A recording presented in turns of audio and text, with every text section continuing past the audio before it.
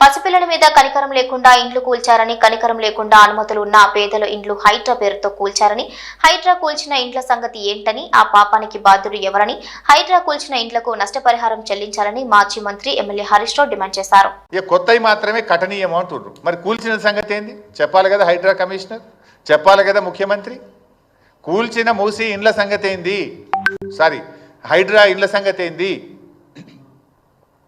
నాకు ఇంటికి అన్ని అనుమతులు ఉన్నాయి అని కుయ్యో మొర్రో అని మొత్తుకున్నా, కాళ్ళ మీద పడి వేడుకున్నా, రోడ్డు మీద పడి గిలగిల కొట్టుకున్నా, కనికరం లేకుండా పేదల ఇండ్లు కూల్చిండ్రు కదా హైడ్రా పేరిట. ఇప్పుడేమంటున్నారు, లేదు లేదు కట్టిన ఇండ్లు కూల్చం, ఇండ్లల్లో ఉన్నోళ్ళని కూల్చమంటివి. ఆ చిన్న పాప నా పుస్తకాలు తెచ్చుకుంటా, మా నాన్న కొనిచ్చిన వాటర్ బాటిల్ తెచ్చుకుంటా అంటే కూడా ఆ పసిపిల్ల మీద కూడా కనికరం లేకుండా ఇండ్లు కూలగొట్టారే. ఆ పాపానికి బాధ్యుడు ఎవడు, ఆ చేసిన అన్యాయానికి ఎవరికి శిక్ష వేయాలో నిర్ణయించండి. ఇప్పుడేమంటున్నారు, లే మేము ఇక కొత్తవి కూల్చము అంటున్నారు, ఏదో డేట్ పెడతాము అంటున్నారు. మరి కూల్చిన వాటి సంగతి ఏంటి, వాళ్ళు కట్టిండ్రు, డబ్బులు కట్టిండ్రు. Pay them the compensation